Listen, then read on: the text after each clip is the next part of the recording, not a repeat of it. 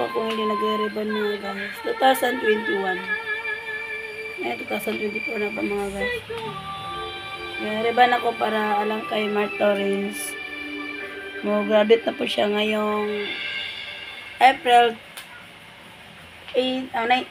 April 18 po. Kasi hindi matutuloy ang graduation. Doon po giganap po sa ano. Doon po giganap sa veterans. Museum Veterans po ang igaganapin ng ilang graduation ni Mark Lawrence Naranjo. Central Village Thinkers Academy po. Nag-aaral yung si Mark Lawrence, ang anak ko po. Isang lalaki ko po si Mark. Nag-graduate na po siya ng grade 6. Sa simula pa wala siya sa graduate.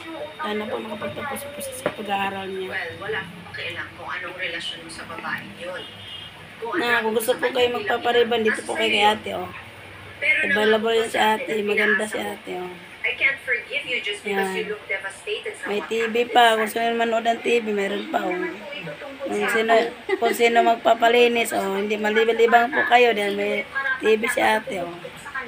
Yan. Siya po nagmamahala po dito. Dito sa parlor nila kuya. Kahit hindi siya yung tunay na ina, siya ang karapat dapat sa custody Yan ng mga bata. guys. Well, let me give you some advice. Yan ay kung okay lang sa'yo.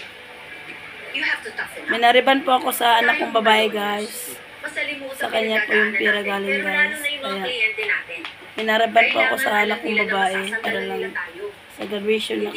Para atin ang graduation ng anak kong lalaki. Yeah. Gusto nila maganda ako pag graduate ng kapatid niya. Niriban niya ako. Binigyan niya ako ng pang-riban. Yung anak kong babae para sa graduate ng iyang kapatid na lalaki. Yan.